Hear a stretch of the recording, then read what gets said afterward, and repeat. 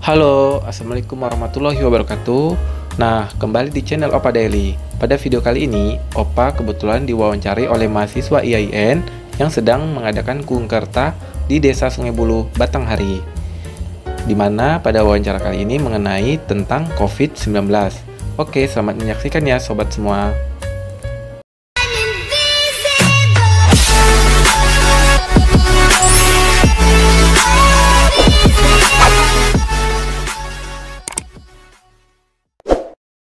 Perkenalkan, saya Subadi, mahasiswa dari kampus Institut Agama Islam Nusantara Batanghari. Kebetulan pada hari ini saya bersama Dr. Ibnu ingin berbincang-bincang santai, juga ingin memberikan edukasi tentang apa itu COVID dan bagaimana pencegahannya. Nah, pada video kali ini, video ini dikhususkan untuk tempat saya KKN, yaitu di Desa Sungai Buluh, Kecamatan Muarabulian. Sebelumnya selamat siang Pak Dokter. Selamat siang ya. Sehat ya Pak ya? Alhamdulillah sehat. Alhamdulillah. Terima kasih Pak udah meluangkan waktunya, udah mau datang ke video saya, bantu tugas saya juga Pak. Boleh, nggak apa-apa. Nah gini Pak, mungkin pada kali ini Pak sesinya yaitu tentang edukasi Pak, edukasi COVID kepada masyarakat. Kan kita tahu bahwasannya sekarang kan COVID-19 ini mungkin sedang merebak Pak. Cuman di berbagai sebagian masyarakat itu masih mungkin tidak tahu, bahkan tahu juga mungkin menyepelekan. Jadi tujuan saya mungkin mengedukasi lagi dengan mungkin bahasa yang sederhana saja, yang enggak yang enggak rumit seperti kita lihat di TV itu kan. Nah, Pak, pertanyaannya Pak langsung saja ya Pak ya. Boleh. Nah, yang pertanyaan Pak, apakah sebenarnya COVID itu Pak? Jadi gini, COVID ya. Jadi sebelum kita ngomong ke COVID-19, tentu pasti ada istilah coronavirus atau virus corona kan. Jadi kalau coronavirus itu adalah satu jenis virus yang bisa menyebabkan penyakit pada hewan dan manusia. Nah, sedangkan COVID-19 itu penyakit yang disebabkan oleh coronavirus tadi. Jadi namanya COVID-19. Coronavirus disease 19. Itu singkatan penyakit akibat infeksi virus corona. Oh gitu Pak ya. Ya. Jadi sudah ada bedanya ya. Tadi itu kalau COVID-19 itu nama penyakitnya. Penyakitnya Pak ya. Kalau coronavirus itu virus yang menyebabkan penyakit COVID-19. Virus yang menyebabkannya. Ya. Oh gitu Pak. Terus Pak, kita udah tahu nih, udah tadi bedanya virus corona dan COVID-19. Nah, pertanyaan selanjutnya, bagaimana asal muasal penyakit itu bisa datang, Pak? Jadi ceritanya gini, ini kenapa namanya COVID-19? Itu karena penyakit ini pertama kali terdeteksi atau ditemukan tuh di provinsi di Cina. Jadi namanya kota Wuhan. Itu pada akhir Desember tuh, sekitar bulan Desember lah, tapi tahun 2019. Sehingga namanya COVID-19. Nah, kalau di Indonesia sendiri, itu kalau nggak salah sekitar bulan Februari atau Maret masuk ke Indonesia. Itu cepat sekali itu penyebarannya tuh. Di berbagai dunia kan. Dari Eropa, Amerika, hingga ke negara kita Indonesia. Jadi emang asal muasalnya emang dari Cina dari ya? Cina, dari Kota Wuhan tahun 2019 Desember. Makanya namanya COVID-19 kan. Terus Pak, apakah di situ tuh penyakit itu asal muasalnya apakah dari manusia di sana, apakah dari binatang atau apa gitu Pak? Nah, jadi gini, kalau masalah asal dari mana virus itu sebenarnya ini masih diteliti nih. Karena kan banyak nih teori atau banyak yang mungkin dari WHO-nya atau dari organisasi lah kan, bilang ada yang dari penularannya dari hewan, ada yang langsung dari manusia, ada yang bilang ini mutasi dari laboratorium kan. Tapi sebenarnya virus ini sebenarnya mirip dengan virus SARS yang dulu tahun 2003. Dulu kita kan pernah kan SARS. Tapi virus yang ini beda jenis virusnya, tapi termasuk dalam satu kelompok virus yang besarnya. Nah, cuman itu tadi kalau dibilang ini menularkan dari mana, kalau awal-awalnya memang dibilang dari hewan. Jadi awalnya ini dari hewan ke hewan aja kan. Ternyata mungkin karena ada yang mengkonsumsi hewan di sana, mungkin kan ada yang bilang nanti menularnya ke manusia. Tapi itu masih dalam penelitian. Karena ya istilahnya kalau yang jelasnya tuh belum terlalu ya. Cuma yang pasti yang namanya virus ini dia hidup memang di tubuh makhluk hidup, bisa hewan bisa manusia. Gitu. Jadi udah tahu nih asal-asal udah tahu bahwa yang mungkin yang kabar beredarnya ibaratnya masih dalam penelitian ya Pak ya. Iya, kan banyak orang kan karena ini dari Cina di kota Wuhan, kan tahulah kan. Di kota Wuhan tuh ada suatu pasar di mana situ menjual binatang-binatang liar kan, alam gitu kan. Memang kalau hewan yang terdeteksi waktu itu kan kelelawar kayak itu kan, ular gitu kan. Tapi ya itu masih dalam penelitian karena banyak yang muncul berita nih, ini nih rekayasa genetika nih gitu kan. Ada yang bilang seperti itu. Tapi intinya sih tetap yang namanya virus ini pasti dia biasanya hidupnya memang di sel makhluk hidup. Sel makhluk hidup ya Pak. Kemudian Pak kan sudah tahu kita apa itu corona, kemudian asal muasalnya. Nah, bagaimana cara penularan dan gejala Pak apabila kita itu terkena virus corona tersebut Pak? Kalau cara penularannya yang paling utama ya, yang atau secara hampir mungkin 90% menularnya ya, itu dari droplet. Droplet itu artinya dari air liur. Jadi kalau orang batuk atau misalnya ada pasien corona nih terkonfirmasi positif COVID-19, dia batuk nih. Nah, batuk air liurnya itu, makanya kalau kita misalnya dekat orang itu, percikannya kena ke kita bisa terkena. Jadi penularan yang paling utama itu melalui droplet. Kemudian kita misalnya gini, kita ke tempat yang ramai ya, misal ya, kita kan megang benda-benda nih, misalnya kayak gagang pintu atau apa. Misalnya kalau dropletnya tadi di batuk, maksudnya percikannya tuh ada di gagang atau di benda-benda itu, kita pegang, kemudian kita menyentuh aja, itu bisa menular juga. Nah, cuman ada berita nih katanya virus ini bisa menular melalui udara. Tapi itu katanya ada juga yang terbantahkan sangat kecil kalau melalui udara. Tapi bisa seandainya misalnya kita dalam ruangan tertutup dengan ventilasi udara yang tidak baik, maksudnya tidak bagus ya, maksudnya ruangan tertutup ber-AC. Nah, itu mungkin kalau ada orang di situ batuk dengan terkonfirmasi ini corona, bisa aja. Nah, kalau tindakan-tindakan ya kayak kedokteran kan, misalnya mau ngadepin pasien itu juga bisa gitu. Jadi intinya penularannya melalui droplet, air liur, batuk pasien tadi. Nah, kemudian kalau udara tapi itu di ruangan tertutup biasanya. Kalau ruangan bebas biasanya enggak lah. Yang sirkulasi udara baik kan bagus. Nah, itu. Terus Pak, gejalanya bagaimana Pak kalau rata-rata yang umumnya Pak? Kan sekarang katanya ada ibaratnya ada yang bergejala dan tidak bergejala atau OTG itu Pak. Oh gitu. Bagaimana, Pak? Jadi gini, istilah OTG itu udah tidak ada lagi. Sudah diganti. Jadi istilahnya itu Jadi istilahnya itu ada suspek, ada probable, ada terkonfirmasi. Nah, terkonfirmasi ini ada yang terkonfirmasi yang tadi katanya yang asimptomatik ini tidak ada gejala, sama terkonfirmasi dengan gejala. Jadi yang katanya OTG dulu tuh, itu pasiennya itu dia positif COVID, tapi dia tidak ada gejala. Sekarang bukan OTG lagi penyebutannya, tapi terkonfirmasi asimptomatik atau tanpa gejala. Tuh. Nah, tadi kan ada pertanyaan bagaimana gejalanya ya. Gejalanya ya, Pak. Nah, ini yang paling umum ya, paling banyak mungkin ya. Terbanyak itu demam. Demam lebih dari 38 derajat Celcius. Kemudian ada batuk kering, kemudian sesak napas. Itu biasanya terbanyak ya. Kemudian ada lagi gejala lain seperti sakit tenggorokan, sakit kepala, terus hilang rasa penciuman. Jadi tidak bisa mencium lagi. Bau-bau itu kayaknya hilang dia penciumannya. Itu bisa tuh. Sama ada mual, muntah, diare malah, mencret. Nah, itu malah pada beberapa kasus pada pasien-pasien yang dirawat dengan COVID, mereka mengeluhkan masalah di perut, mencret gitu. Nah, diare, pencernaan, justru ada gejala seperti itu. Kulit pun ada juga, cuman yang paling banyak tadi itu demam ya, batuk kering, sesak napas. Nah, itu gejalanya.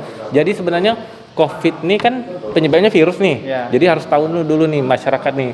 Virus itu kan kita tidak nampak. Memang benar-benar makhluk ini kita tidak akan bisa nampak kecuali pakai mikroskop elektron. Nah, sama kayak virus flu biasa kan. Makanya gejalanya tuh mirip orang demam batuk pilek biasa. Mirip, tapi nanti membedakannya nanti di pemeriksaan labor. Nah, itu nanti memang lebih butuh untuk ini kan, penilaiannya kan. Nah, tapi memang gejalanya memang mirip seperti flu, gejala-gejala biasa, virus-virus biasa gitu. Gitu ya Pak ya? Ya. Terus Pak, masalah ketahanan Pak, ada yang bilang, ada yang mungkin informasi bahwa virus itu bisa bertahan Pak, mungkin di misalnya dia menempel pada suatu benda itu 3 sampai 4 jam. Nah, itu bagaimana Pak? Pak? Nah, kalau untuk masa ketahanan itu memang ada beberapa bacaan yang mungkin dalam arti kata mungkin di sini saya bilang mungkin ada sumber-sumber lah ya yang mengatakan makhluk ini tahan misalnya di benda yang kaca misalnya ada 5 hari, ada yang bilang 4 hari, ada yang beberapa jam ya. Tapi yang perlu tahu, yang namanya virus, dia harus hidup di tubuh sel makhluk hidup. Jadi kalau dia misalnya di benda mati, dia tuh kemungkinan hidup bertahan lamanya nggak bisa lama. Artinya dia bakal mati. Misalnya virus itu nempel di kayu atau di mana kan, itu virus tuh lama-lama mati. Karena yang namanya virus dia butuh inang yo, misalnya butuh tempat hidupnya tuh makhluk hidup kayak kita nih manusia kan atau hewan. Jadi kalau dia nempel di manusia dia bakal bermutasi, bakal banyak. Tapi kalau dia di benda mati dia nggak bisa, hancur dia lama-lama mati. Cuman memang ada yang bisa bertahan memang. Nah, nanti kita masalah yang ini aja Pak, pencegahannya nanti. Mungkin saya jelaskan di situ nanti ya. Baik, terima kasih Pak. Nah, untuk selanjutnya kan udah tahu nih, udah dari awal sampai pertanyaan tadi. Nah, Pak, apakah saat ini Pak sudah ditemukan gitu Pak? Beredar mungkin beritanya kita lihat udah yang sedang lagi diuji atau gimana. Sebenarnya Pak, bagaimana Pak? Emang apakah obat dan vaksin itu emang sudah ditemukan atau belum Pak? Nah, untuk vaksin tersendiri, jadi kalau berdasarkan jurnal atau berdasarkan inilah, bukan jurnal sih, berdasarkan berita lah ya saat ini, mungkin ada sekitar 60 sampai 90-an vaksin yang lagi dalam proses pengujian. Nah, diantaranya itu semua, itu sudah ada kira-kira 6 sampai 9 yang masuk fase uji klinis tahap 3. Nah, di Indonesia sendiri ada 3 jenis yang lagi masuk fase klinik tahap 3 ya. Itu ada vaksin yang dari Cina, Sinovac, ada GX19 tuh dari Korea Selatan, sama yang Indonesia ini vaksin merah putih kalau nggak salah itu. Nah, cuman ini saya bilang tadi, vaksin ini kan sebenarnya dicari kenapa harus dibuat vaksin, itu sebenarnya untuk pencegahan kan, biar untuk membuat daya tahan tubuh kita kan nanti kan, kalau kita terkena nanti bisa dikenali virus itu, jadi bisa dinetralisir lah dengan vaksin itu. Cuman untuk sampai sekarang nih harus ditegaskan ya, vaksinnya itu memang belum, istilahnya tuh belum 100% lah final, belum final. Nah, saya bilang katakan belum final. Cuman memang sudah ada beberapa yang tahap ketiga. Itu. Masa ibaratnya itu masih dalam uji coba juga ya Pak? Uji coba, walaupun kan kalau tahap 3 itu tahap akhir. Sebenarnya vaksin ini kan harusnya dia beberapa tahun kan ujinya. Nggak bisa kayak vaksin influenza itu kan nggak bisa sebentar. Cuman karena corona ini terlalu cepat nyebar, jadi dalam hitungan bulan tuh dipercepatkan sampai akhirnya tahap ketiga. Cuman kalau sampai sekarang ini belum ada yang sampai 100% belum ada. Mungkin insya Allah kalau dari berita atau kabar yang saya dengar ya, mungkin kalau nggak akhir tahun ini, awal tahun depan atau di tahun depan lah, 2021. Itu yang rilis itu Pak ya? Rilis ya, yang katanya mau rilis itu, kemungkinan mungkin di akhir tahun ini kan, atau di tahun depan. Tapi mungkin sebelum itu keluar Pak, kita harus tetap juga menjaga itu Pak ya, tetap dengan protokol ya Pak ya? Tetap harus, itu wajib. Berarti tidak boleh menyepelekan gitu kan? Iya. Artinya baik kita di kota ataupun desa sama ya Pak? Sama, di desa, di kota, semuanya tuh dia nggak pandang bulu. Kok virus ini kan nggak pandang bulu dia, siapapun yang kena bisa kena gitu kan? Itu. Nah, kemudian Pak, nah ini tentang pencegahan atau bagaimana cara mencegah atau menghindari virus tersebut Pak masuk ke dalam tubuh kita Pak. Nah, gini, sebelum saya masuk itu saya jelaskan sebentar ya. Jadi kan kita ini udah new normal kan, mungkin masyarakat atau di kota atau di TV-TV nih mendengar tentang new normal. Jadi new normal tuh memang kita nih hidup tuh disuruh seperti biasa, tapi dengan kebiasaan yang baru gitu, ngerti kan? Ya. Jadi kita mungkin dulu berdagang, kerja itu atau apalah gitu kan, tapi dengan cara atau kehidupan yang tidak biasanya. Maksudnya gini, dengan protokol kesehatan tadi. Jadi pencegahannya itu kita harus wajib mengikuti protokol kesehatan. Makanya kata Mas tadi, ada pertanyaan, ada nggak virus ini katanya tahan di benda-benda gitu kan? Makanya salah satunya kita harus rajin, pertama cuci tangan. Itu cuci tangan itu paling mudah, paling murah. gampang kan, masyarakat bisa di rumah kan air sabun itu lebih efektif loh untuk mencegah virus gitu kan. Selain mencuci tangan, pertama kita kedua memakai masker. Sekarang ini wajib malah masker kan. Ketiga, kemudian kita jangan menyentuh wajah. Ini area wajah nih paling sering nih. Sebelum tangan kita ini benar-benar bersih. Jadi ini sebenarnya saya sendiri sebagai dokter nih tentu ada waspada lah ya. Saya kenapa? Karena kan dokter pun juga banyak yang kena. Mungkin tahu lah beritanya kan. Bisa gitu kan. Nah, mungkin penyebabnya banyak tuh. Jadi tangan kita ini salah satu penyebab paling mudah menyebabkan virus itu dari tangan. Karena kita sering menyentuh benda-benda ini. Terus kita menyentuh wajah nih. Jadi caranya kita cuci tangan bersih-bersih, baru boleh menyentuh wajah. Pokoknya jangan menyentuh wajah sebelum benar-benar tangan kita yakin bersih. Nah, kemudian kita jaga jarak. Jaraknya minimal sebenarnya lebih dari 1 meter, 1,5 sih. Yang bagusnya 1,5 sampai 2 meter. Nah, itu untuk menjaga jarak. Itu ya, Pak ya? Baik.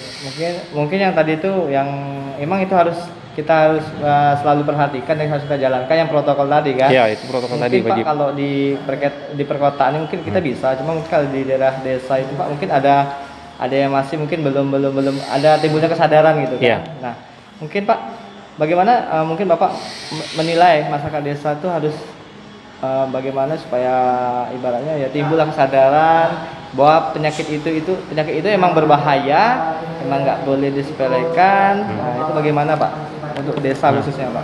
Jadi gini ya, kepada masyarakat desa nih ya, mungkin khususnya di tempat adik nih sedang Pungkerta ya, Desa Sungai Buluh. Kita dengan virus saat ini yang mau tidak mau kita tentu akan menghadapinya kan. Iya, Pak. Tapi kita tidak boleh panik satu, kita tidak boleh panik berlebihan. Tapi kita juga tidak boleh menyepelekan. Kita tidak boleh menganggapnya ini lalai gitu kan. Kenapa? Kita harus menyayangi keluarga kita. Itu intinya kan. Jadi siapapun, saya, ini Mas Pak Subadi atau masyarakat di sana, berpikir kan bagaimana kita bisa bertemu dengan keluarga kita. Misalnya kita lagi dari luar, balik ke rumah, bagaimana supaya keluarga kita ini tidak terkena, atau kita kan harus melindungi diri kita kan. Nah, itulah. Tetap jaga atau patuhi protokol kesehatan. Kalau di perkotaan tadi kan enak, ada banyak pamflet, banyak tersedia inilah ya, edukasi. Mungkin di desa, mungkin itulah karena adik-adik inilah kan sebagai ininya kan untuk memberikan edukasi juga kan. Jadi tetap harus jaga protokol kesehatan, dijalankan ya selama pandemi lah. Karena kenapa? Karena sayangi keluarga kita. Itu intinya. Oke Pak, mungkin sudah kita mendengar dari awal sampai akhir tadi bagaimana pendapat dari Pak Dr. Ibnu tadi.